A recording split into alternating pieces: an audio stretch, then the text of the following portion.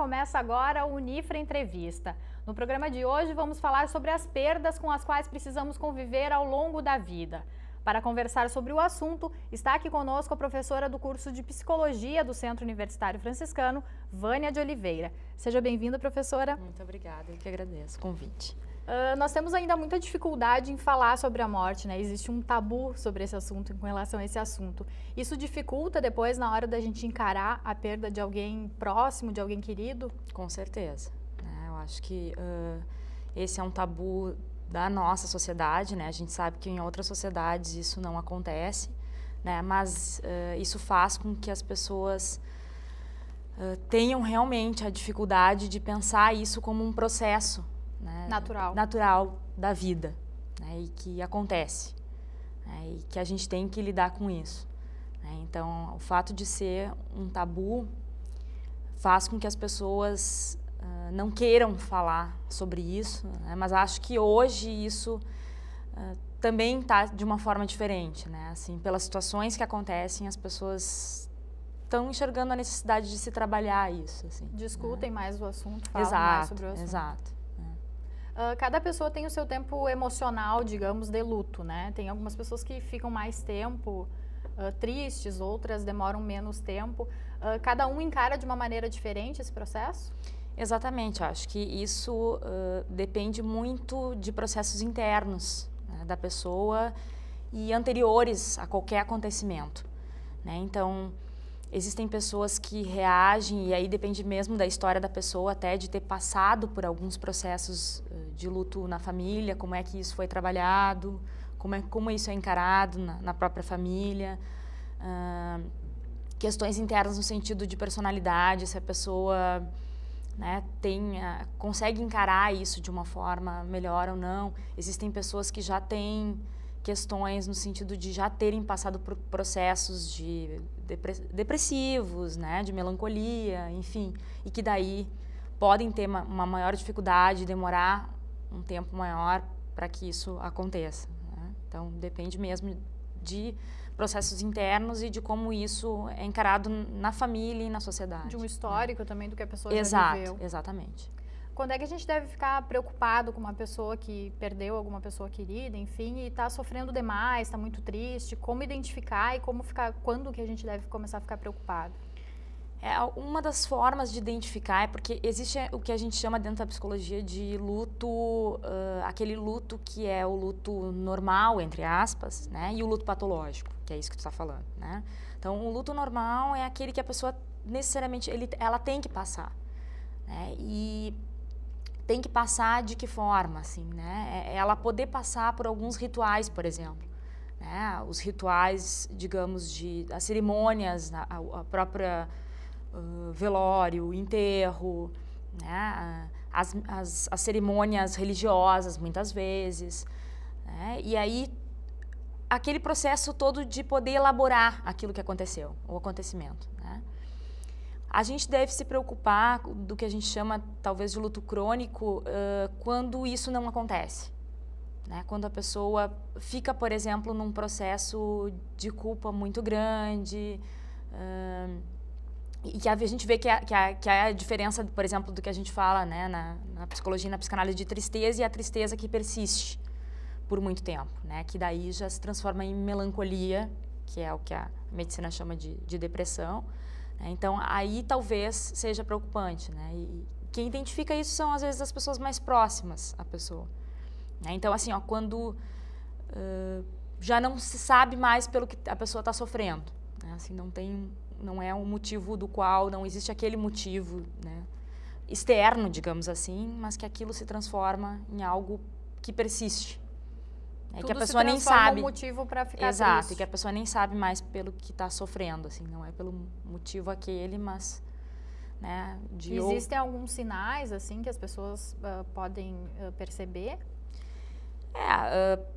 Os sinais mais da pessoa, exato, choro excessivo, exato. Enfim. Tem pessoas que choram excessivamente, tem pessoas que não conseguem chorar, né? Por exemplo, esse às vezes é uma questão, né? Porque, por exemplo, o que a gente diz do luto, não é que a pessoa tenha que se desmanchar chorando, mas que possa chorar, possa fazer, né, esse momento de seu, ou então ter momentos de isolamento, mas que esse isolamento, por exemplo, não persista, né? Porque um isolamento que persiste é algo que pode preocupar mesmo, né? Porque às vezes a pessoa precisa estar sozinha, né? Porque a gente diz assim, o senso comum, né?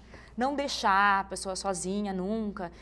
Ao contrário, às vezes é necessário para quem está passando por um processo de luto estar com as pessoas, mas que ela tenha um momento dela, de ela poder ficar sozinha, de ela poder refletir, de ela poder pensar na vida dela, enfim, no que aconteceu, né? Então, um isolamento que persiste aí sim, né? É algo que a gente tem que se preocupar. Ou a pessoa que realmente não consegue chorar, não consegue voltar à realidade da vida dela, né? Porque a gente sabe que existe um momento aquele em que se faz todo o luto e se passa por alguns rituais mesmo, mas que a pessoa, por exemplo, não consegue voltar à vida normal, né? Então aí talvez seja um pouco preocupante, assim. E nessa hora seria interessante procurar uma ajuda profissional de um psicólogo, psiquiatra, até poderia explicar pra gente, né, quando é que é um caso para se ir num psicólogo, quando é um caso para se procurar uma ajuda médica, né? Sim, aí depende justamente disso, assim, da própria pessoa identificar isso, assim, né, porque geralmente as pessoas, elas mesmas notam, né, e procuram ajuda, elas sentem que elas precisam, né. Quando isso não acontece, aí eu acho que existem também aquelas pessoas próximas da gente, assim, que notam a diferença, né, de comportamento, por exemplo, esse isolamento, esse só querer ficar sozinha ou não querer falar sobre o assunto, né? Então, assim, mas aí vai das pessoas poderem identificar isso, né? É difícil, assim, porque, por exemplo, em momentos que acontecem tragédias como o que aconteceu em Santa Maria, existiam equipes preparadas para isso, para um apoio no sentido de as pessoas tinham uma referência, né? Quando acontecem acontecimentos, por exemplo, que são isolados, assim, aí vai da pessoa mesma ou de quem está perto poder conversar com essa pessoa, né? Porque aí é a pessoa poder identificar aquilo que ela acha que não está bem, né? Vai um pouco também da consciência. Exato, assim. Existem as fases do luto que a gente ouve falar muito agora, principalmente depois dessa tragédia da Boate Kiss. Fala um pouquinho pra gente que fases são essas. O que a gente pode falar, assim, eu acho que deu para identificar, assim, acho que até né, na própria mídia isso apareceu bastante, principalmente a primeira fase é aquela de rejeição. Né, não acreditar no que está acontecendo. De não acreditar o que está acontecendo, assim, e em alguns casos, que acho que foi exceção, mas que a gente também pode falar, esse não acreditar até vendo, né, o corpo das pessoas, assim, de rejeitar isso, né, e nesse sentido até uma certa regressão de um comportamento, né. Então essa é uma das fases principais.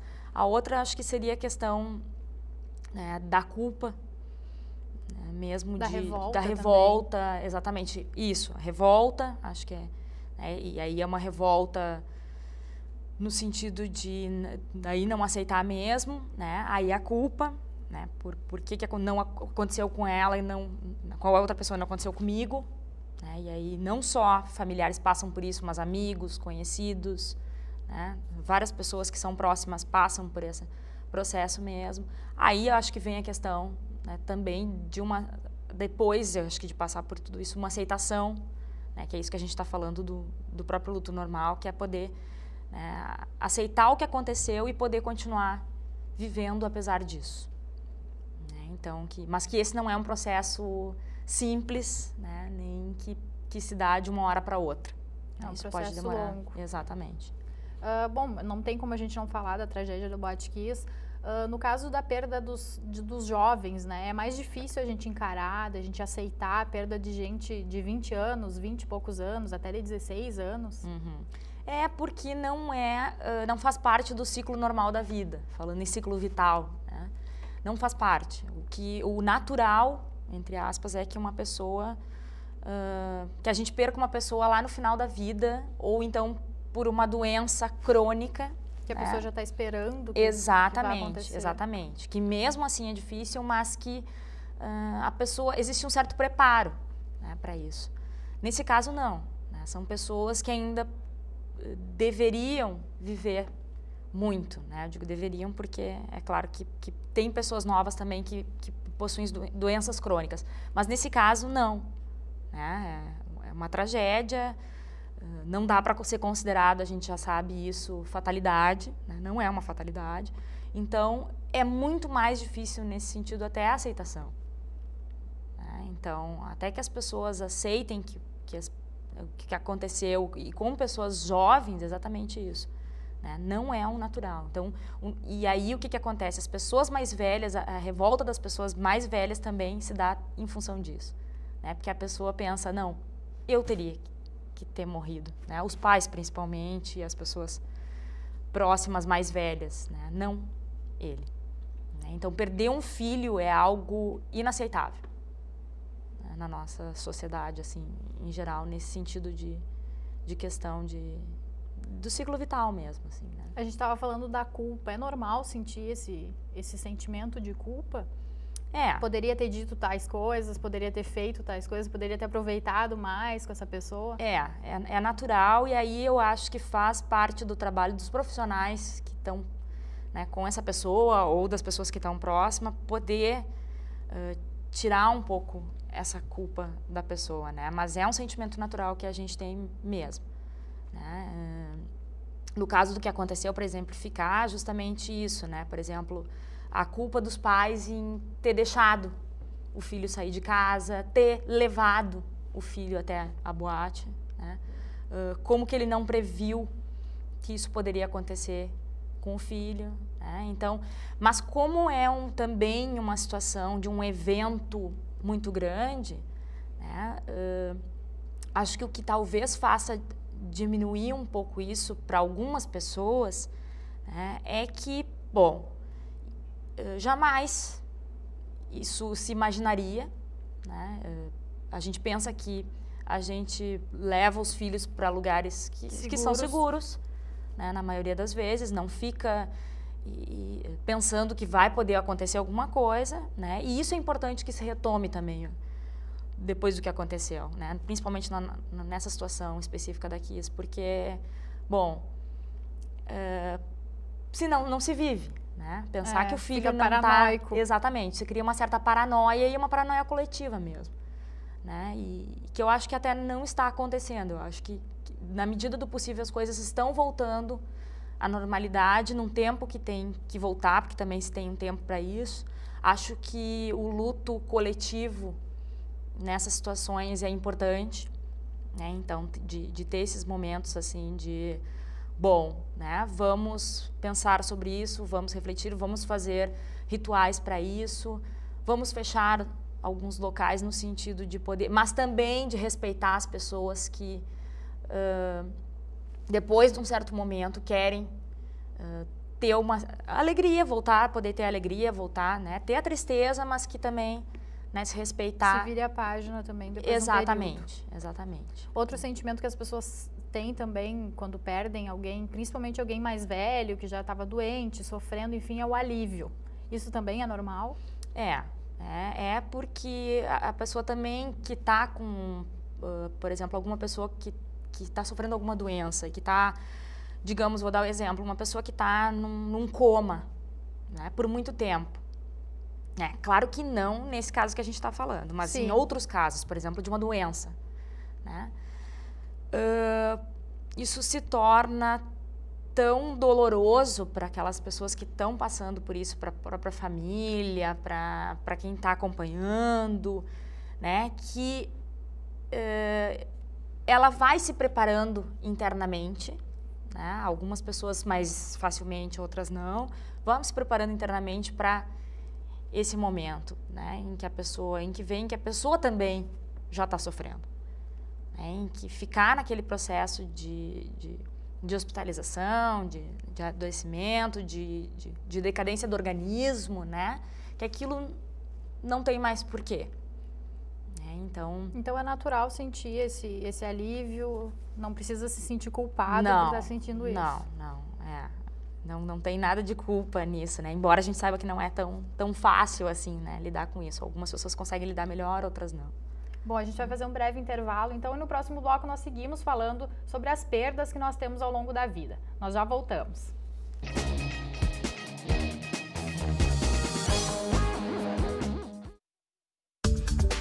Santa Maria é um polo educacional que atrai estudantes de todo o estado. Este é o cenário de atuação do Centro Universitário Franciscano, uma referência em qualidade de ensino e interação com a sociedade. Estudantes, docentes, pesquisadores e profissionais fazem da Unifra um lugar instigante para o saber, um ambiente de liberdade para criar, de pensamento vivo e renovação. Unifra, contemporânea e inovadora, há mais de meio século formando inteligências na educação superior.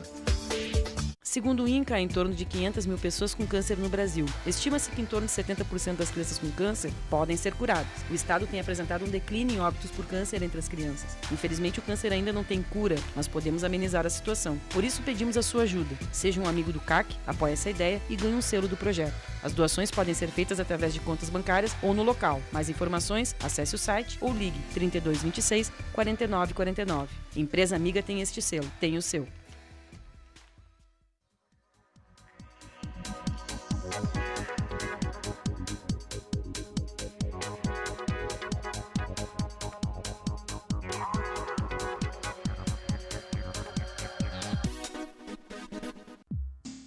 Eu vivo a noite do meu jeito. Se tem diversão, tô dentro. Eu gosto é do movimento, da vida, mas alcoolizada, eu não dirijo. Pedrinho é uma criança especial, que enfrenta dificuldades diariamente. Para passar por tudo isso, conta com seus fiéis amiguinhos escudeiros, que o ajudam a vencer cada obstáculo. Sem eles, Pedrinho nunca conseguiria enfrentar o temível dragão, que impede que todos levem uma vida feliz no castelo. Para quem enfrenta um dragão por dia, uma mão amiga sempre é bem-vinda. Por isso, Pedrinho precisa da sua ajuda também. Contribua com a Escola Antônio Francisco Lisboa e transforme a vida de vários Pedrinhos.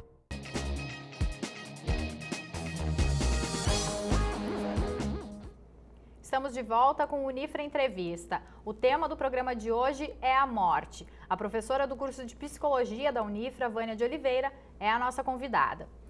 Professora, a gente costuma dizer para as pessoas que perderam alguém que nesse momento não tem o que falar, né? A gente fica sem palavras para ajudar as outras pessoas. O que as pessoas que estão de fora vendo a situação podem fazer para ajudar efetivamente esses amigos, enfim, familiares que perderam alguém querido? Eu vou te falar assim de uma forma relativa, né? É difícil dizer assim o que fazer de uma forma mais geral, assim, né? Até porque depende disso, assim, aquilo que eu te falei anteriormente, no sentido de que tem pessoas, por exemplo, que querem ficar sozinhas. Tem que saber respeitar. Né? Exatamente. Então, assim, essa é uma das questões, eu acho que é poder respeitar o tempo das pessoas, o tempo, inclusive, de elas quererem ficar sozinha, oferecer apoio, né? É poder estar disponível para essa pessoa. Acho que isso é importante. Né? Estar disponível, inclusive, para que a pessoa, né, acesse essa outra pessoa quando ela sentir necessário. Né? Porque é exatamente essa questão assim, ó, de não também sufocar as pessoas. Né? Isso a gente fala tanto no sentido dos amigos, da família em geral, quanto os próprios profissionais, assim, né? Então, os profissionais também têm que ter essa noção de que eles têm que respeitar o tempo da pessoa e ela querer falar, ela não querer falar, poder acompanhar ela em alguns rituais, né? Isso acho que é importante, né? Mas eu acho que o mais importante é estar disponível para, né? Na medida do possível também, porque a gente sabe que tem pessoas que não conseguem. Né? E isso que tu disse antes, assim, por exemplo, de não tenho o que falar, tem pessoas que não conseguem falar. E às vezes é melhor não falar mesmo. Né? Então, enfim, mas é poder estar disponível, né? Para que a pessoa possa acessar essas pessoas quando ela achar necessário. E não só nos primeiros dias, nas primeiras semanas, mas depois também, né? Exato. Porque muitas pessoas reclamam que depois ficam abandonadas, que não tem mais os amigos, enfim. Exatamente. Eu acho que o mais importante, inclusive, é depois, né? Porque os primeiros momentos que a pessoa perde alguém é aqueles momentos em que bom, ela está envolvida, né, com a perda, com tudo, os rituais, o que tem que acontecer e depois a volta ao cotidiano. Então, depois é que por exemplo, para algumas pessoas, inclusive, o depois é o se dar conta, né, é voltar ao cotidiano, que é se dar conta que ela perdeu alguém. Então, que às vezes ela precisa conversar sobre isso, falar com as pessoas, e, né, ter amigos por perto. Tem algumas pessoas que ficam um período muito longo em luto. Isso é normal? Existe algum tempo que pode dizer que é normal? Se diz o tempo de 1 ano, por exemplo, mas isso é muito relativo de pessoa para pessoa. Aquilo que eu também te falei anteriormente. Que ficam anos, às vezes, exato, em luto. Né? Eu acho que aí vai depender justamente daquilo que a gente conversou anteriormente, que é como é que isso era antes para a pessoa. Né? Se ela tem dificuldade de perder pessoas, isso vai demorar mais. Né? Aí a gente pode falar até de um luto por perder pessoas no sentido não só da morte. Por exemplo, né? Porque a gente tem que fazer lutos na vida não só na questão da morte, mas em perder pessoas mesmo. Por exemplo, num relacionamento, perder amigos, perder até pessoas. Um animal de estimação, né? Exatamente, exatamente. As pessoas então, assim, sofrem bastante. Isso. Então, assim, isso vai depender de uma elaboração que a pessoa fez ao longo da vida, né? E de elaborações que ela pôde fazer. Então, tem pessoas que conseguem fazer isso mais rapidamente, aí vai, sei lá, 1 ano, um pouco mais, e tem pessoas que não. Né? Tem pessoas que vão demorar mais tempo para isso. Né? E aí, dependendo também da situação em que isso ocorreu, acho que é importante. Né? Assim. Em caso de tragédia, é exato, mais longo. O tempo é mais longo. A religião ajuda as pessoas a encararem a morte com mais tranquilidade? Com certeza. Eu diria assim, a crença, né? A religiosidade, a espiritualidade, a fé, exatamente. Então, assim, isso de qualquer forma, assim, a gente não precisa só falar na religiosidade, né, assim, mas com certeza a pessoa que acredita em algo, né, e não só digamos, nessa vida, assim, no sentido de, não, a vida é assim mesmo, vão conseguir, talvez, elaborar de uma forma melhor. Elas vão ter aquilo como algo, vão acreditar, e aí a gente fala tanto nisso na perda, em função da morte, como pessoas que também estão doentes. As pessoas que conseguem acreditar e ter fé, e ter religiosidade, ter uma espiritualidade, têm essa capacidade interna, né, de elaborar as perdas. Alguns professores aqui da Unifra estão envolvidos no tratamento, né, das famílias da tragédia da Boate Kiss. Como é que está sendo feito esse trabalho? É um trabalho diferenciado? É um trabalho que vai ser feito ao longo de anos com essas famílias? Sim. Né? Isso é algo assim que está sendo pensado tanto aqui na Unifra quanto fora daqui. Né? Então, assim, aqui a gente está com um serviço justamente para os alunos, professores, né? Que é o PAIP, né? Que é o Serviço de Apoio aos Estudantes e Funcionários da Unifra. E a gente está pensando esse trabalho como um trabalho realmente diferenciado. Né? Então, assim, por quê que eu te digo isso? Porque o trabalho do PAIP, por exemplo, é um trabalho mais focal, né? Mas o que acontece? Então, como o trabalho aqui são atendimentos mais, digamos, são alguns atendimentos, né? Não é lá, se identifica 1 ou 2 meses que tu atenda a pessoa, mas se identificar que essa pessoa tem a necessidade de continuar sendo atendida, ela vai ser encaminhada para um serviço especializado. No nosso caso, Santa Maria tem um serviço especializado hoje que está funcionando desde que aconteceu a tragédia da Kiss, que é no CAPS AD. Então, lá tem profissionais especializados para trabalhar e que estão sendo constantemente capacitados para esse trabalho. Então, agora vão ser contratados mais 12, 18 psicólogos, também especializados para esse tipo de atendimento. Então, porque é justamente isso, a gente sabe que esse não é um trabalho que ele está começando agora, mas ele vai durar anos. Vai durar anos. E até os próprios especialistas que tiveram em Santa Maria, que têm um pouco de experiência em emergências e desastres, né, não estavam tão preparados para esse tipo de acontecimento, né? Porque no Brasil nós ainda não tivemos esse tipo de acontecimento. Então, até isso, esse é um trabalho que está sendo pensado daqui para frente, né? Que a gente vai ter que pensar como fazer isso. Existem, claro, pessoas com muita experiência em luto, em morte, em desastres, mas não nesse tipo específico, né? Então, eu acho que isso também abre um campo de trabalho para a gente pensar um trabalho daqui para frente, né? Que vai acontecer e que não são, acho importante dizer, só dos psicólogos. É de toda a área da saúde, das áreas humanas e das outras áreas de conhecimento também. Então, é importante que se diga isso, né? Que não é só a psicologia que está atuando diretamente, mas... é uma força-tarefa. É uma força-tarefa, exatamente. Professora, para encerrar, existem algumas pessoas que não sofrem no momento que perdem a pessoa, não conseguem chorar, não sofrem, não sentem absolutamente nada e vão sofrer mais adiante. Isso também é considerado um comportamento normal? É considerado tem pessoas que realmente não conseguem, né? Assim, não conseguem passar por esse processo, né, de luto, mas que em algum momento isso vai acontecer. Né? Então, e é pior quando isso acontece? Não tenho como te dizer se isso é pior ou melhor, justamente porque é da pessoa, né?